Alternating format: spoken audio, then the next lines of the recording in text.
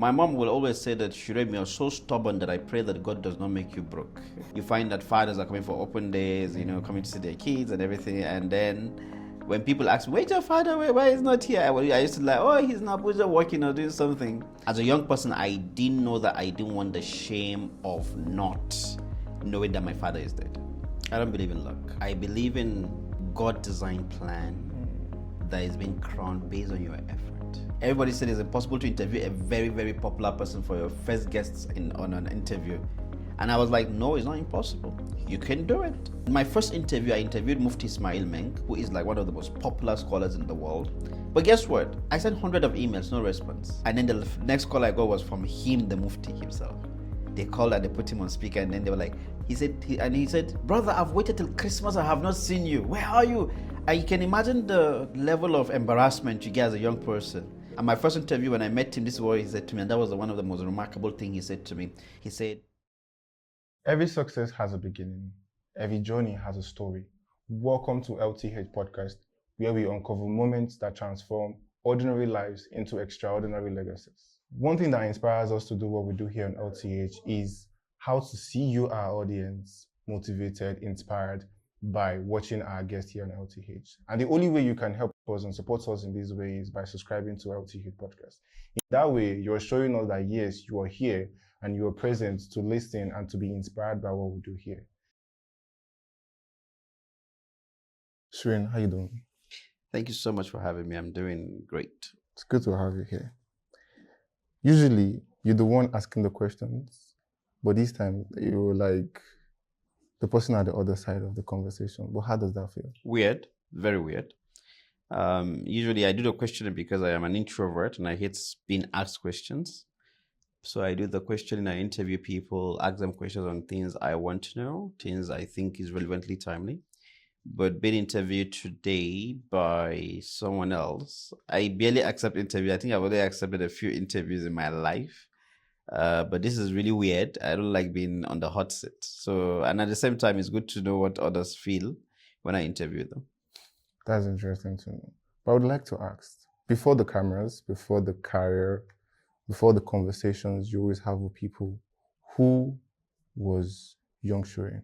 Young Shuraim basically doesn't have a direction. I think young Shuraim was just a confused young person that at the same time didn't want to be broke. At the same time wanted to unleash his innermost potential as best as possible. And at the same time wanted to make impact. But young Shuraim didn't know exactly what direction to follow or what direction would lead him there, because young Shuraim didn't have the framework to be able to decipher between what should and what shouldn't. Unfortunately, we have a very toxic mentorship mentee culture in Nigeria. So you find that, okay, even if you want to learn from a mentor, what they do is they show you but don't teach you. A lot of people mistaking, oh, he's my mentor, he's my mentor, he's my mentor. I watched a clip a few days ago where somebody was like, say Nigerians, or rather Africans, we love mentors. We love mentors a lot. But true mentorship is about sincerity. True mentorship is about somebody who will hold you and take you somewhere within yourself that you cannot go by yourself. Someone who has been there, done that. You can't be in the frame and still see the picture. It's impossible. And also you can't, clap with one hand. You have to clap with double hands, right? If you clap with one hand, it's not going to be loud. If you clap with two hands, it's going to be definitely loud. So in as much as you need someone to take you somewhere within yourself that you cannot go by yourself, within yourself. And it's important to also get people that are sincere, who will mentor you and guide you. But at that particular moment in my life, I didn't have like a lot of people then. So all my mentors then was from online. I was watching clips, I was watching so many stuff, learning so many stuff at a very fast rate. Because for me, it was more or less focus in school, get to become the better version of yourself, and unleash it to the world. I didn't know it was going to be difficult. I didn't know it was going to be easy. I just knew that I was just moving. And one thing I've learned from that experience, from young Shuraim, who was confused, didn't know what to do, and get to know what he wants to do at a particular time in his life, is what is constant is that you need to keep moving. And luck only meets those who keep moving. You just can't expect, the Lord to come and help you and say, you're doing amazing well. Let me come and help you. And, let me just come and help you make money when you haven't made the effort. So if you make the effort, then the Almighty, crowns your effort. And when He crowns your effort, you see it a lot. You keep moving, and that's the difference between a lot of people. Because if you look at it now, a lot of people will tell you, oh, when they were young, they wanted to be doctors, they wanted to be nurses, they wanted to be president and everything. But the question is that, did you make the effort? What step did you take? What did you learn? Did you get tired? Were you consistent? Most answers is no. Consistency is not something that a lot of us do. Procrastination is our next name, and I always tell people that procrastination will put you in irreversible trouble. So who was young Shuraim? Young Shuraim, I can't tell you who. If I tell you that, oh, young Shuraim was that young boy, I used to go to school, get first, and then make my teachers happy, that would be a big lie. I didn't know exactly what I wanted as a young Shuraim. I think everything happened along the way. Interesting. As we talk about your early years, it feels more right for us to really talk about someone who was really important to you at that time. Who would that be? My father. Your dad. What can you tell us about your dad? So I lost my dad when I was 6, but for me personally, even though I didn't get to have enough experience with him, which I only have like 3 memories of him, I grew up knowing that he had my back and I had to look up to him. So the little stories I know about him were the things that I held on to. The 3 memories I only have about him were the 3 memories I held on to become the kind of man I am today. And so I looked up to him when I was little, being young Shuraim. However, I mourned him when I became 22. Yeah. That's deep. That's very deep. I cannot imagine how that feels like then. But I would like to know, during that stage of your life, you really might have felt a lot of weight on you. But before then, what are the values your dad installed on you that really kept you going even after? I think as a young person then, I didn't know what death means. I didn't know what it means to lose someone. So I didn't have the weight at that particular time. For me, I was like, okay, he's not around, but my mom has said he's this, he's that, he's honest, he's sincere. His friends as well, who used to work in the same office with him, will come and say, oh, yeah, that was amazing. He was this. He used to be a librarian before in a particular institution. And, he loves books a lot. So I took the love of books from him. And then every time I read a book, my mom would be like, oh, look at you, you're doing like your dad. You're reading a book and everything. And that made me a bit happy. Even though at that time, I didn't have the proper framework to decipher what death is or what the absence of someone would do to me. So at that point, it did not affect me, but it did affect me when I became older at the age of 22. And that was when I began to realize, oopsie, I've lost somebody and, oh, he's never going to come back and stuff like that. And it shaped the way I looked at the world. I may be more introverted because I was naturally introverted, but it made me more introverted. Because remember back then in secondary school, when people come for open day, you find that fathers are coming for open days, coming to see their kids and everything. And then when people ask me, where's your father? Why is not here? I used to like, oh, he's in Abuja working or doing something. And then, I used to say that a lot of time because I didn't want to, as a young person, I didn't know that I didn't want the shame of not knowing that my father is dead. I didn't know about that because I didn't have the framework, right? But at the age of 22, I grieved him. I understood what death is. I understood what it could do to you. I understood what kind of person it can turn you to. And that changed me to become the kind of person I am today. So the values that was instilled in me, not directly by him, but directly by my mother and my siblings, is that he was an amazing person. And I hope someday I, be on the pedestal like him. For many people, there come a time where surviving is no longer enough. And at that time, something keeps going on in their life, And when you lost your dad, probably maybe you didn't really understand what it means by losing someone at that time. But my question still goes back this way. What was going through your mind then? Was it like he was just going to go and come back? Yeah, I think as a child, you just believe everything they tell you. I think every young person, they just tell me, oh, he's going to come back, he's going to be there. And then after like a month of he's gonna come back, I got used to it, and then I left. I lived with that for like 13 years of my life before I then began to know he's not gonna come back. And then after that, it took me a few years for me to be able to now, grieve him properly. So yeah. Looking back now, what has that season taught you? I think it taught me resilience and the power of your mind and the power of your brain.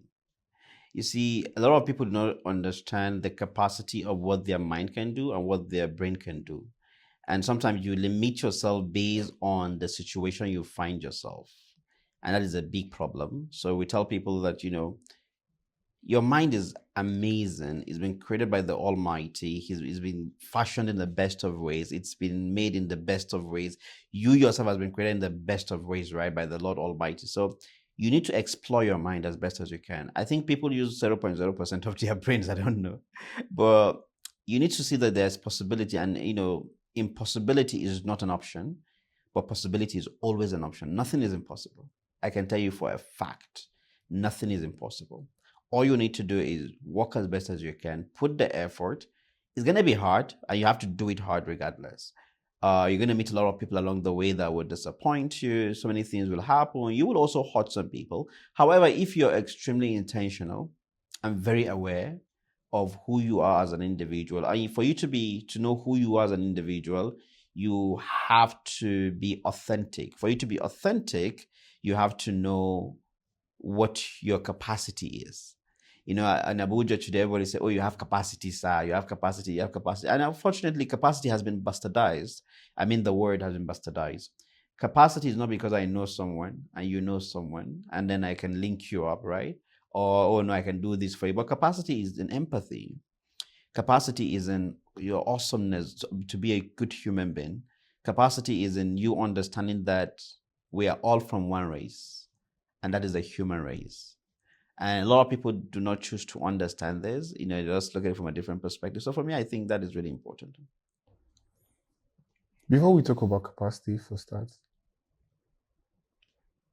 was your mom part of your growing up story? Yeah, my mom played a major role in me growing up. My elder ones used to say that, oh, she used to be extremely soft. We're 7 in the family, and I'm the second to the last one.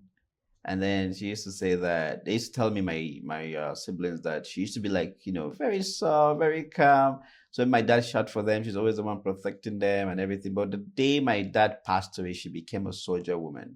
And I learned something from that, right? For you to do the things you've never done before, you have to become someone you've never been before. And that is really important. And life will push you there. Life will throw you down sometimes. And then it changes you to become a different version of yourself. And that was what my mom did. She became a different version of herself, knowing that, oh, I have 7 kids to look after and they all need to go to school. I need to fend for them. Then nobody's going to come and give me money. I need to also train them. I need to give them morals, right? So my mama began to whoop me. I was the one that she began to whoop more because apparently I was also very stubborn, but I didn't get the privilege of my father doing it to me and her being soft towards me. So with my mom, she played a major role and it was amazing. Due to her, I got so many scholarships in secondary school, primary school. My primary school was entirely scholarship. My secondary school was entirely scholarship as well. And it was all because of her. No glory to me. Can you highlight your mom being one of the reasons why you were able to push yourself to doing better while you lost it? 100%. Because my mom will always say that, Shuraim, you're so stubborn that I pray that God does not make you broke. Yeah, that was one of the prayers she makes. And I think the prayer worked. She said that, I pray you're so stubborn, that you don't listen to me very well, that I just hope that you become so rich in life. And compared to other mothers, whereby the child does something and then before you know it, the mother has put some swear words on the child, not knowing the power of a tongue and how much effect that can have on that particular child growing up. And this is something that we choose to ignore. But I'm a spiritual person. And I like to identify myself as not a religious person, but a spiritual person. Because a spiritual person is conscious. He knows where he is. And, he understands why he's doing what he's doing. So, yeah, she played a major role. And she had that, belief that things will go well. And they all went well. I could remember there was this time where a bit, and a less cash truck in the house, and there was no money and the likes of it. And then she had like a kiosk or something, where in the kiosk it was I could remember it's a cowbell kiosk. So cowbell gave it to her, and then they put a lot of cowbell milk inside. And then it was at a particular place called Dadinkowa. And in Dadinkowa, there's a place called First Gates. And in First Gates, that's like the major center of the place. So it was just close to the what they call it, to the main road. And I was always there. Sometimes I steal some of the pig milk, the cowbell milk and everything. But it was amazing how she was able to train us properly. And that played a major in the kind of person I become. And she gave me freedom. Freedom not in the sense of, oh, just go and do whatever you want to do, but go and become the man you need to be without maybe dictating it for you. I'm only going to guide you. I'm only going to encourage you, but I'm not going to tell you what to be or what not to be, against what most parents do today. They dictate for their kids, do this, oh, you're a doctor, we're a family of a doctor. And that's how it starts, your father tells you we're a family of a doctor, so you have to be a doctor. We're a family of, barristers, so you have to be a barrister. And then they also dictate the kind of woman you get married to. You want to marry a particular kind of woman, they say, no, this we can't allow you get. So they basically control your life. And that's one thing I'm so glad that my mom never did. Because I think it would have killed me as an introvert. But she never did that. She never controlled us. She was very open-minded. She listens to us. So basically we say rubbish and she's like, I think you're correct, but you're wrong here. So she had an interpersonal skill of dealing with her kids that made her kids become who they are today, that all the 7 kids were successful. Yeah. That's really interesting. I have a question, but I have a story that leads to the question. Right. I believe everybody goes through a lot of phases in their life before coming to achieve what they want to achieve. And then for your own story, at some points, your mom had to know that, oh God, this guy is stubborn, right? And then she had to give a prayer that you're so stubborn that she prays that God doesn't make you broke. Now, personally to you, knowing you're stubborn and feeling like you don't want to lose, you don't want to fail, you want to achieve success, at what point did you have to tell yourself? Because it has to be an internal decision for you to say to yourself that, yes, you want to actually achieve success. You could have a lot of people give advices to people, right? Tell people things, tell people that, yes, you have to do better, you have to push yourself to be better. But it has to come from the internal man for them to actually want to do better. So at what point did it really dawn on you that you have to actually do better? I think at the point whereby I think our firstborn, my mom was like, okay, you're married now and you're doing well. And then my mom was like, if you want to take any of the kids, you can come take, just be with you and do stuff. But he requested first, she rejected. And then it was being pushed properly. And finally, I stayed with my brother for a while. And then at the age of 13, 14, came back to Abuja, stayed with my uncle. And that was when I, learned so much and the likes of it. And then I realized that, okay, see, right now, mama is not here to look after me, for me to do my stubbornness and for her to give me good appraisal. So I have to be very decent now. I have to be very good boy. I have to achieve so many stuff.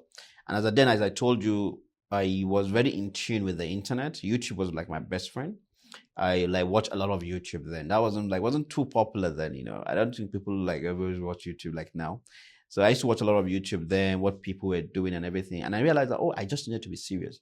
So coupled with my introvertedness, I made the decision that in university, I'm going to really, really, really focus. I'm not going to go to anywhere. I'm not going to focus on my books. So in my university, I think where I studied, I think I only know about 3 places for the 4 years I studied there. I wasn't going out. I was one of the first students that was given a private room. And that was when I decided that I need to make, pathways for myself. I didn't know how, but I just began to watch stuff. And, I started with my TV show as well, where I watched a lot of episodes of Oprah Winfrey, David Letterman, Steve Harvey and all these guys. I was watching a lot of the interviews. And what now happened was I was like, okay, if these guys are black, I'm a black guy, I can also do what they're doing. So that was the point. And I realized that nobody was coming to save me. I knew that at 400 level, when I went to university and then I did everything myself, got my admission, met the admission officer, they took me to the hostel and blah, blah, blah. Even the first day that I arrived to go to, in the university, there was no hostels to be given to me then. So I was asked to look for a place to go and sleep. And I was like, where on earth will I go and sleep? And I finally slept in the mosque for the first time ever in my life. And at that point, I was like, I'm not going to tell my mom. I'm not going to tell anybody anything. This is my, this is my responsibility. I have to paddle the ship properly. I have to paddle the boat properly and see where it takes me to. And that was when I decided that I would do amazing things, right? But first year, second year, I got 1 point something GPA. So it was terrible. But third year and fourth year were one of the best years of my life because in my third year, I realized I'm finishing university very soon. I need to know exactly what I want to do, right? And that was when it dawned on me that I need to do stuff. Now, it properly dawned on me on my graduation day when I went for my graduation alone. My family members couldn't make it for some certain reasons. And I was just there doing my graduation alone. So I just went and I saw everybody. So I relived my trauma again, whereby in secondary school, I was hoping that my dad was going to come for my open day. And now I'm in the university, the tail end of education, perhaps. And then something happened that my folks couldn't make it to the graduation. So I went to after the graduation ceremony, I left the hall and I cried. And I was like, wow, it seems I'm going to be alone in life. It seems, I'm just going to keep moving alone. But at that point, that was the hit point. That was when I realized that, okay, now you have no choice but to make money. You have no choice but to be the better version of yourself. You have no choice but to do what you have to do to survive. And that was when I began to do so many stuff at the same time, began to think of what to do, how to go about stuff, how to go about business. And after my NYSCA, got my first car. When I got the first car, put the car into Uber. I was using that Pep as well in Abuja. And that particular car multiplied to so many cars because then Uber was so luxurious. It was amazing. Not many people were into Uber then. But yeah, that was what happened. Okay, how have your religion impacted your growth? Oh, my religion, spirituality. Spirituality, yes. So I tell people this often that to attain spirituality, you don't need to forget your humanness. To attain spirituality means you accept how human you are, and it makes you vulnerable, and it makes you easy to communicate with God. But if you now say, oh, you're a spiritual person and you're acting holier than the Pope, they say, or holier than thou, and you're like, oh, I need to go do this, I need to do this. A lot of people are religious, but a lot of people are not spiritual. And you could see it in their character, in the way they treat other people. Religion and spirituality is meant to shape in you, make life easy for you, give you a framework to use as you grow in life. Something happens, how do you deal with it? Religion gives you that. I wasn't a religious person whatsoever before university. If anything, the only reason I went to study in the university I went to study was because I didn't understand religion. And then I wanted to study Islamic theology, just to understand why I've been asked to pray, to understand why I've been asked to go for Hajj, do fasting, all the religious rituals. Well, one of the reasons I wanted to just learn the deen, right? Learn Islam, learn my religion, what is it all about, the likes of it. And it really impacted me. It sharpened me. And at the same time, it gave people a wrong analysis of me.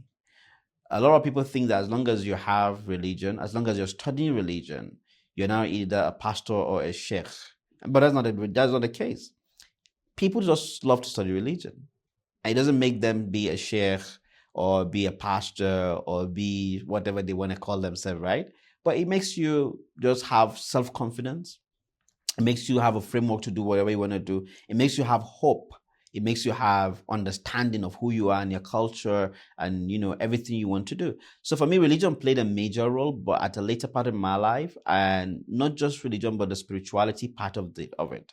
It played a major role in shaping the kind of person I am, how nice I am to people, or how, terrible I might be to some people. But everything is being dictated by, my faith mostly. Yeah. Would you agree with me when people say that God have a role to play in every single thing about our lives? Let me explain better. So, for example, you want to go in for a meeting, you want to go in for a vacation, for example. So, any daily life activities that you think of, God has a role to play in this. The reason why I said it is because you have a point where you happen to just be somewhere all of a sudden something you don't expect just happens. For example, you've been thinking about somebody, for example, oh God, I want to meet this person, I want to be able to interact with this person. And then you just get into the room and then you just get a free access, right? Or you just get into the room and then you happen to see the exact same person that you've been thinking about right there. Do you really feel this is God or is luck? I don't believe in luck. I don't believe in luck. I believe in God-designed plan that is being crowned based on your effort, not just based on what you do. So many people today, for instance, let me give you an instance, right? I'm a Muslim. I believe in predestination and preordainment. Predestination is what the Lord has already predestined, right? This is what's going to happen to you. But you either have a choice to choose how it happens to you. And what do I mean by that? Let me set an example. You said that you want to see somebody important. You are wishing that you see this person, right? Now, you're wishing that you see the person. Do you stay in your house, in your room, and say, God, I just want to see this person, and the person comes to you? Does it happen like that? What do you have to do? You got to go out. You got to move. You got to find phone calls. You got to ask, oh, do you know this person? Do you know that person? Am I right? Then when you do that, because God is a just God, he then crowds your effort.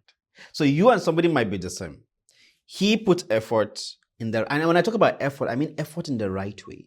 Not, oh, I'm busy, but you're actually in real time not busy. So when that person puts effort and you put effort as well, you find out that God does not do injustice in terms of blessing the both of you. There are people that you grow up with, and you see them from when they were little, when they were very busy doing business, right? Whereby they go and sell little things, sell this, sell that, sell this, sell that, and they kept on doing that for a long time. And today, you and I both know that they are crazy. They are making crazy money. Why? Because there was consistency. Then God crowned their effort. Now, how about somebody who did not do anything and just was sitting, and then God crowns his effort? I think it's a bit of an, how would the other person feel if it was, I don't know if it makes sense. If it was, how would you feel? Like, I did the work, I didn't get. Now, this person didn't do the work, he got it. Now, you might say, oh, but politicians and all those people and blah, blah, blah, blah, blah. And that's why I said, right, you have a choice. You either stand up and go and look for what you got to do, which is very difficult to do sometimes and very hard, because the process is not an easy process. It's a very long process and you have to do it very hard. Or you do yahoo, or you steal from the government, or you cheat people, or you lie to people to get money from them, or you just stay where you are. These are all three choices. And God, who created you in the best of ways, fashioned in the best of ways, he knows you and he's looking at you. Okay, we're giving you this opportunity. You don't want to take it. I've seen so many people that don't know they're not coachable. A lot of people are not coachable. So people say, oh, Nigeria, this, Nigeria, that. Happy, you're not coachable. I've seen people whereby they come to me for advice, and then I am speaking, and then I say one word, they say 20 words. I say another word, they say 20 something words. They're not coachable. They're not humble. And before you be able to climb the ladder, for you to grow, you need to be extremely unnecessarily humble, but also with self-regard. Very important. But if you're not humble, you're not going to be able to learn. You're not going to be able to be coachable. Do you know how many young people lose opportunities today because they're not coachable? Why are they not coachable? Because they choose not to appreciate where the Lord has kept them based on their effort. They think that, oh, I am big now, I should act a certain way, I should do A, B, C, and D. You find them with pride and so many stuff, and then they're very arrogant. How on earth will your helper help you? And who is your helper? The one that the Lord has sent to come and help you. But your helper is there and he's watching you. He's supposed to help you. But because you have not learned the soft skill you need to learn, no one's going to come and help you. So soft skills are very important on how you deal with people, how you interact, your interpersonal skill of handling people, conversations, understand that everybody is different. How you speak to one person will not be the same when you speak to another person. Some people want their bagel, or let me use something we all understand. Maybe you want your shawarma with salad. Others don't want it with salad. So the way you speak to someone, some of them put salad properly, and make it look nice. And some, they don't want the salad, don't put the salad. And that's how you speak to people. Understand who people are. And that's why so many people are losing opportunities today. And that's why I, as we employ so many people in different businesses that we do, we realize that so many people are unemployable. Not because they didn't go to school, not because they don't have a master's, or because they don't have a doctorate degree, but why? They do not have that humility to learn. The constant need for validation, the constant need for people to know that yes, you're there, the constant need for people to praise you is what's going to kill you. Because your beauty is not something you hand pieces to people to. Your beauty is something you hold within yourself and you go around with it and you keep moving. But what do we do today? We do things because of what somebody will say or what they should say or how they should think about us. So authenticity isn't existing anymore. Hence why people are not coachable. You find out you want to give opportunity to someone, you give them the opportunity, they misuse the opportunity. And now, in Nigeria, you find so many people are very hard-hearted when they are in work. There's no nice staff interaction. Everybody's like, I'm the boss, you're this, you're that, act this way, act that way. There's no that humanity, no softness, no, I don't know how to put it. So I think that's all I have to say for that one. It's actually sad to really think about that, because the world of today, you hear people really just trying to be a boss instead of being a leader, even in the workspace. Recently I was telling a friend of mine, everybody's a CEO today and I hate it. Yeah, bro. I'm like, hey, you don't even know what a CEO is. Like, everybody today, what are you doing? I'm the CEO of this brand. I'm the CEO. You literally have a makeup brand and you're calling yourself a CEO. Do you even know what a chief executive officer is? All right? I'd accept where you are. Accept where you are. Embrace where you are. Every business you want to build is going to be hard. It takes a long time for a business to stabilize. But the consistency and the fact that you keep moving is what makes the business grow. That's for a fact. So if you right now, all you want is validation. Oh, I want them to say I'm the CEO. And I see people, I even go to people's office, young CEOs, bro, and I see that they have the president's picture, the minister's picture, and they have their picture. Some of them is even crazy. Some of them put the president picture, put their picture, and then put the minister's picture. And you find it says CEO, something global. Do you even know what CEO is? So people are fortunate to know, oh, CEO means that you're a big boy. And then everybody uses it for nonsense. So young people today, we're in the political era today. Young people today, a lot of us, we don't know what to do. We just want to jump into politics. Are there amazing guys that are supposed to be in politics, are supposed to be in leaders? Yes, they are. Who have been trained properly, who have done things for their community, who are still doing things for their community. But now every Tom, Dick, and Harry wakes up in the morning, realizes that he's broke, does not have the framework to become amazing in the society, cannot unleash his innermost potential more or less to unleash other people's potential. And the easiest route for him then is, if he's a bit decent, I don't want to do yahoo, he goes into politics. As if politics has become something that you just go into. You're serving community, you're serving humanity, for God's sake. Millions of people are going to be under you. What the hell is wrong with you? What lack of common functional sense will make you think that just because, you just wake up, you want to be a leader, you want to go and be a leader, are you all right? Some people are sick in the head, and it pisses me off because it's not about sincerity. That's why today, right now, we have the Christian-Muslim war, northern, western, southern issue. As a southerner, I can't interact with you. As a northerner, you can't interact with me. I have a perception about you. You might call me a Malo. I might call you, you're Igbo, you're a Yahoo guy. And that is what we lived in Nigeria. Gone are the days when the Azikwe and them Tafawa Balewa and them Sardona were amazing. They were all joined together, working together for the interest of the country. Today we have no love for country. We have no love for country. We don't love our country. We claim that we love Nigeria, but we don't love the country. The president does something bad, we do not constructively criticize it. And that's why I hear people, when they speak, people don't speak from their brain anymore. People speak from the down of their feet these days. And it's more sentimental than it is about logic, than it is about fact. If you want to bring an opinion, if I'm arguing with you, give me your fact. Why is what you're saying the correct thing? Why is what I'm saying the right thing? I give you my fact. You don't need to accept my opinion. I don't need to accept your opinion. But I can do one thing. I can respect your opinion by not accepting your opinion. And you can accept my opinion by, respect my opinion by not accepting it. And it's not a bad thing. I can be a Muslim and you're a Christian, and we can interact peacefully. And we both know that, okay, fine, this is your boundary of religion. I'm not going to disrespect it. This is my boundary of religion. You're not going to disrespect it. And we live in peace. But today, the reverse is the case. Most of us are confused. Things are happening, right? People are broke. Like, a lot of businesses are dying. People are leaving the country. A lot of people are not getting what they need. Now, I believe that if you don't change yourself, then your leaders will not change. The change starts with you. Every day we insult the president, insult governors, insult honorable members.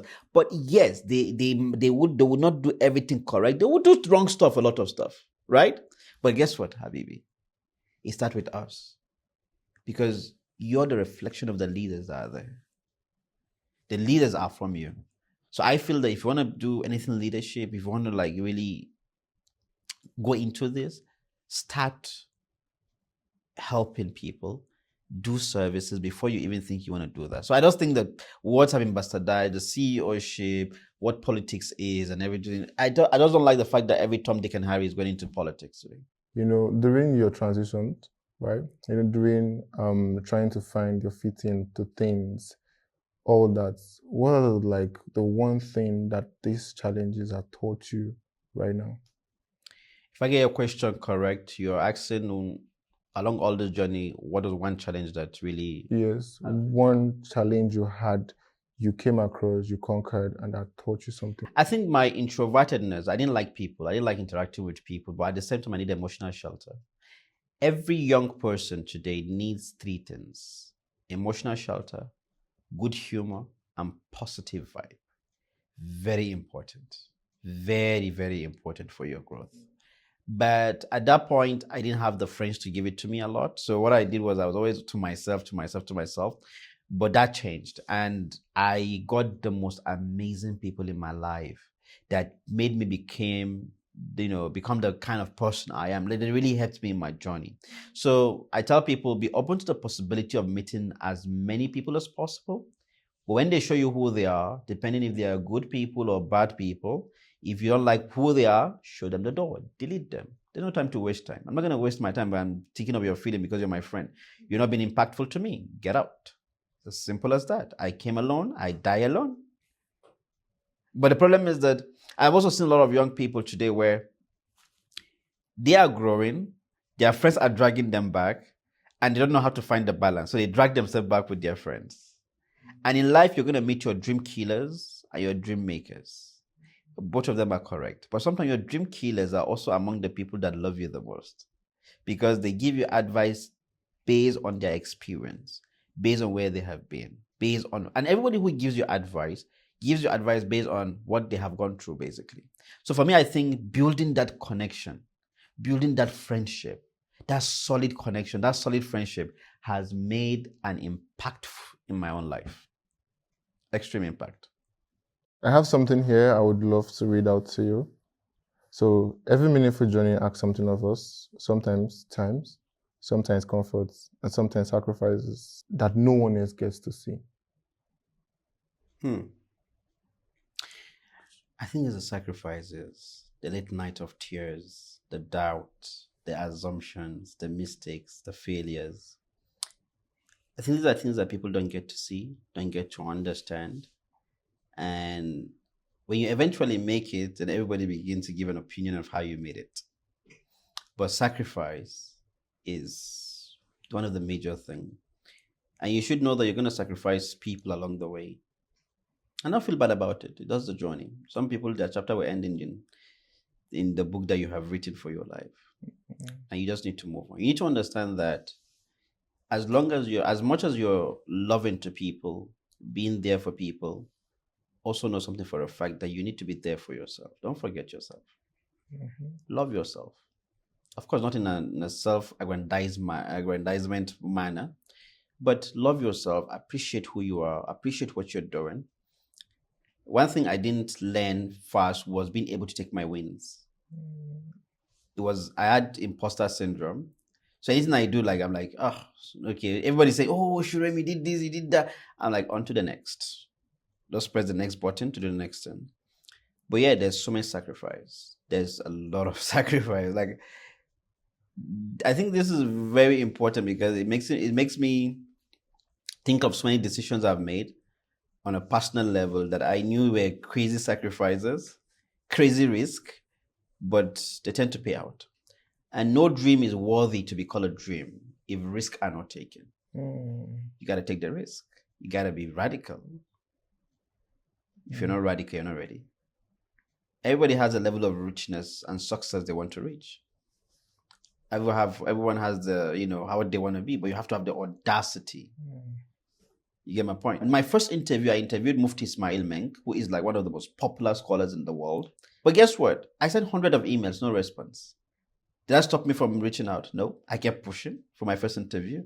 Everybody said it's impossible to interview a very, very popular person for your first guests on an interview. And I was like, no, it's not impossible. You can do it. I so much believe in myself. I think I believed in myself more as a young person than I believe in myself now. Now I have so many factors to like, okay, this might happen, that might happen, this might happen, that might happen. But then I was like, I could do it. And what happened? Hundreds of emails, no response. Had the opportunity, spoke to 4 people. They said, no, we can't give you an interview.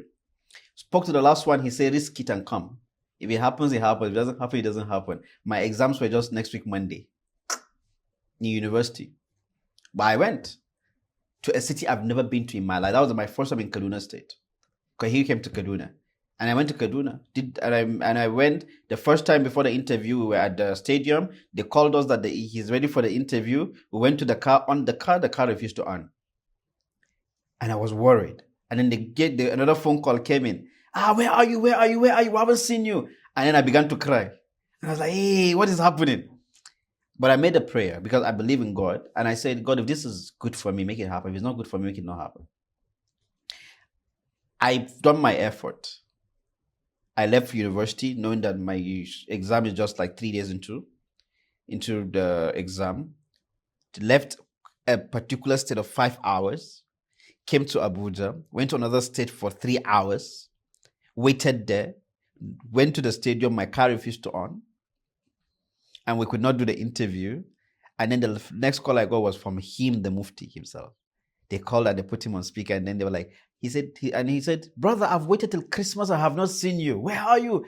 And you can imagine the level of embarrassment you get as a young person and how much you think of, oh, this is not good for me. But at that point, I was able to decipher. I was able to, like, if it's going to work, it's going to work. Because I knew that I put the effort. The next day, I was about to leave Kaduna. And I just said, oh, let me listen to his talk. I've never seen him face to face. I don't see his talks online. So he was that kind of celebrity. I want to see him talk. So I went there, picked my bag, packed everything, put it in the car. And I was like, I just want to listen to the talk and then I will leave. I was in the hall after the entire lecture. He went back to where he was and I got a phone call. Hey, hello, is this Shuraim? And I was like, yeah, this is Shuraim. Okay, Mufti Menk is ready for the interview. He wants to have the interview. And then I said, okay, I'm on my way. And I got the call. I looked up like this and I said, well, I knew you were going to do it. Yeah. Because guess what? I did the effort. I tried my best. And there was sincerity in me trying. So if you put sincerity of purpose in what you're doing, it works. So I put sincerity of purpose in that. And my first interview, when I met him, this is what he said to me. And that was one of the most remarkable things he said to me. He said, is this your first interview? And I said, yeah. He said, walk with me and I will walk with you. And bro, that changed my life. And my first topic that I had with him was relationship between Muslims and Christians. How to live together. That was my first interview with him then.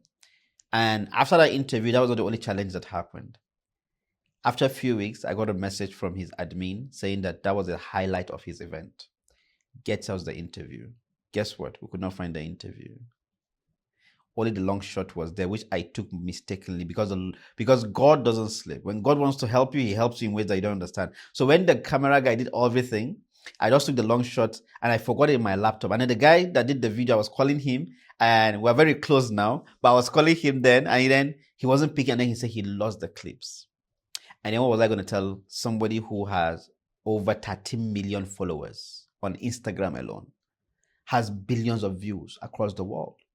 I was so tense, and I went to my laptop and I saw the long shot. Went to a guy in university then. He was the head of mass communication department. Gave him 5K and said, please edit the video for me. Immediately he edited the video. And before then, I posted a picture of me and Mufti. Guess what people say? The picture is Photoshop.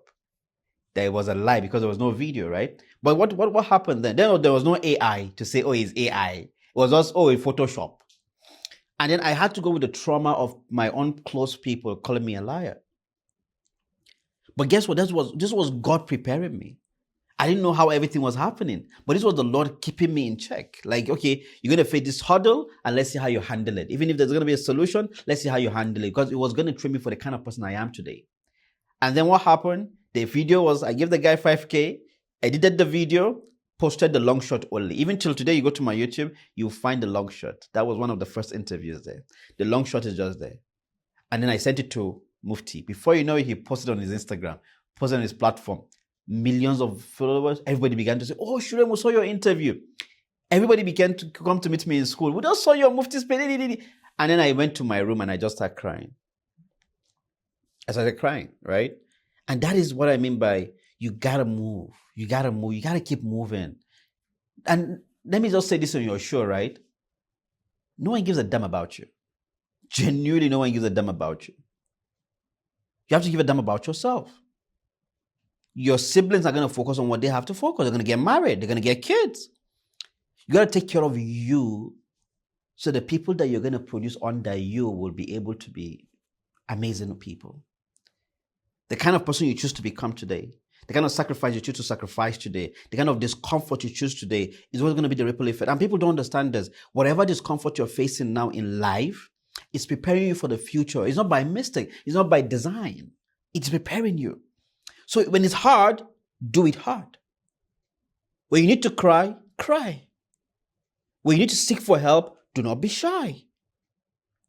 Go out of your way as best as you can. Because the moment you stop moving and stop making the effort, 5 years from now, what you didn't do now will affect the 5 years from now. And that's why you find out that last 5 years you were broke. This another 5 years you're still broke. Say God doesn't want to give you money. Why are you accusing God for not giving you money, guy? Okay? You know, this is actually very deep and very true. But one thing I would really feel is if most of our young minds can really understand the impact of having God in their storyline. Because you hear a lot of people believe that it can actually work with luck.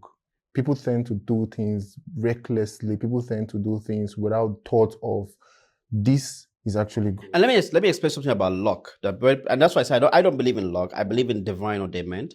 Now, luck is a production of your movement. Yeah. Let's say we all agree with that. Luck happens, right? It's good luck, and luck is happening to you, right? But guess what? No person has gotten luck that hasn't worked. You have to keep moving for the luck to approach you. And I'm saying that, okay, I don't believe in luck because even the luck comes from who? God Most High.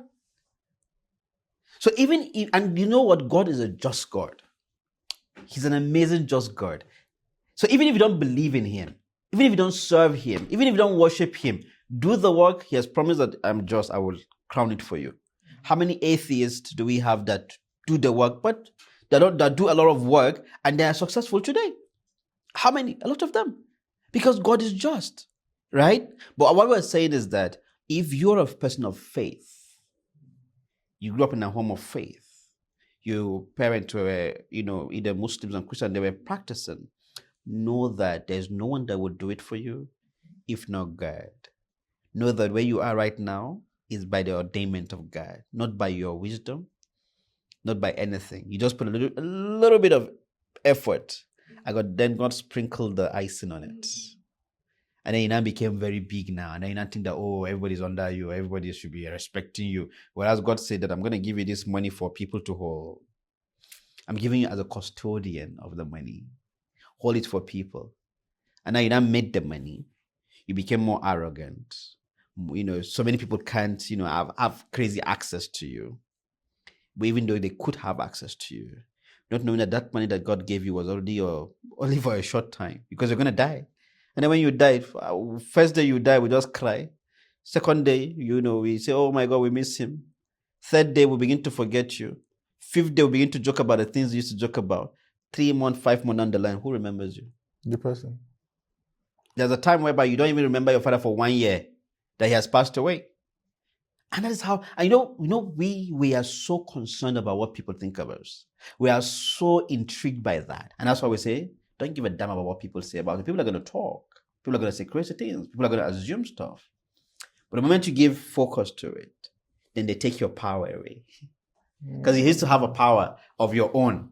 But the moment you give that power out, then people take it. Then your mind and your brain begins to become a problem. Do you not understand that nobody is really following you? You find people say, oh, this person hates me. I have haters. Oh, all my haters will go to hell. You don't even know that you're even part of your haters yourself, because you're not even doing anything nice. You yourself, you hate yourself. And then you're saying, my haters hate me. And that's one of the biggest problems we have today. Not taking responsibility. Not being accountable. I know the things that I cannot do in my life, and I don't think I can ever do them. And I'm very open with that. I love to rest. I love to chill. I know I can do some certain level of things. I have to get people that would do it. So know your truth. When you think about your journey, what are some of the biggest sacrifices you've had to make to pursue the life and work you believe in? I think there's always sacrifice, consistency, and that's it. That is the simplest answer, consistency. But looking back, how did you know those sacrifices are worth it? I never knew they were worth it when I was doing them, until I reached a certain level and I realized that, oh, this was the reason why this happened. But today, so many people look at your life and say success. But you personally, how do you see success? I don't consider myself fully successful now. I'm not successful. But I think I'm an achiever. I like to see myself as an achiever and not, as a successful person. I don't think I've reached the level of being successful. I'm an achiever. And that is where I'm comfortable at the moment. And some people might say things we've done. Yeah, maybe this, you've done that. And these are factual evidence of things that we have done. And they might consider based on the level they are in life as success.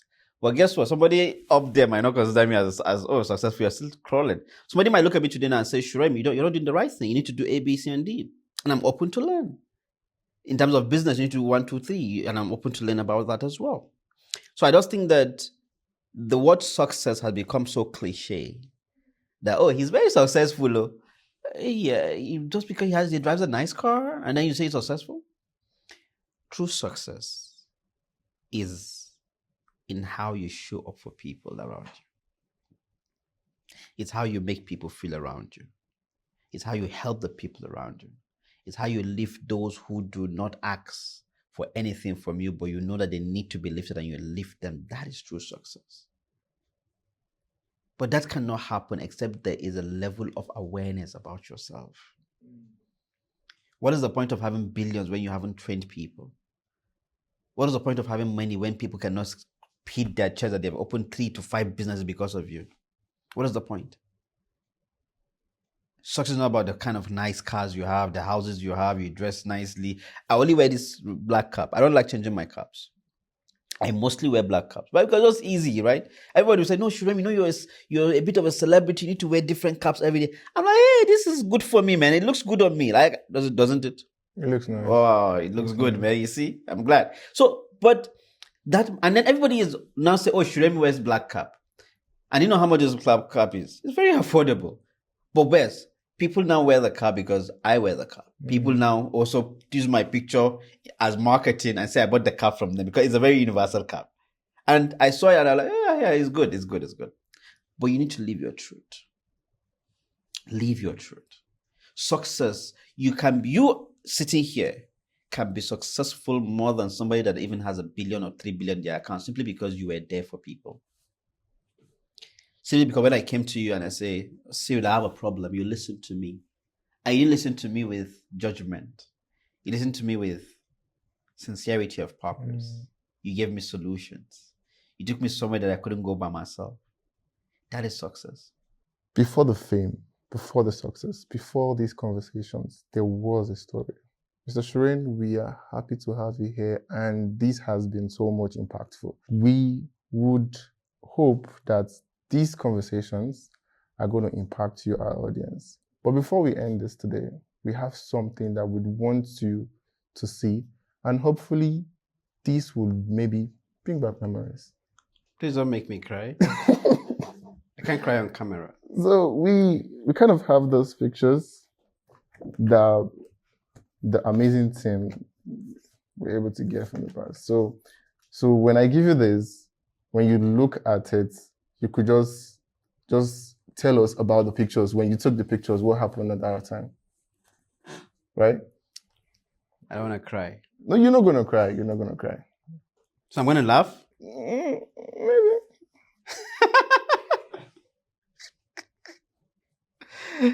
Maybe. Where did you get this picture? So about this picture. Where the hell did you get these pictures from? This was in my friend's house, and the jacket I was wearing was his jacket. And I used to have a car, then he used to pick me up. His name was Yusuf Magaji. So this was his jacket. He had the nicest jacket. So I was trying it, and I was like, let me take a nice picture. And that was for this picture. Wow. This was in the university at the back of the hostel that I stay alone. And I just wanted to, go into somewhere and just take a nice picture. So I did this because the shirt was new, was given to me by a friend as well. His name was Masoud. I will never forget that, Masoud Mustafa. And then he gave me the shirt and I was like, oh, let me do a selfie. And I'm like, yee. And this is for this picture. You guys are crazy, man. This was on my sister's wedding. The second born in my family. We call her Khadija. So she got married, and then I was giving talks, and she was like, oh, let me come talk in her wedding. And I had to dress proper. I used to love watches and rings and dressing very nice. And then this was this picture. Oh, Lord. There's no beards here. And then this one, we're going for the graduation of my cousin brother. And I wanted to dress different. I saw a particular scholar that I was listening to then called Khalid Yassin when I was younger. And then I wore this particular clothes going for my brother's graduation. And this is sweet memories, man. I want to cry right now. But I'm not going to cry on your camera. We hope you don't. We hope. Am I going to hold these pictures? Is it mine? Yes, you can keep them. Lowest to highest. Thank you so much. It's a pleasure, actually. To the amazing team, the applause goes to the amazing team. We're able to. And before you answer, I want to thank you so much for having me on the show. I think you asked questions that were relevantly timely. I enjoyed this interview. And to all your team members, I see the work you put in, and I know it's not easy. Just keep moving, and you'll be shocked at what the future holds for you guys. And also, love each other for the sake of God. Thank you. And to everybody watching, to everyone watching, remember, every success has a story. Every journey has a beginning. And your point is just maybe your greatest foundation. Thank you so much.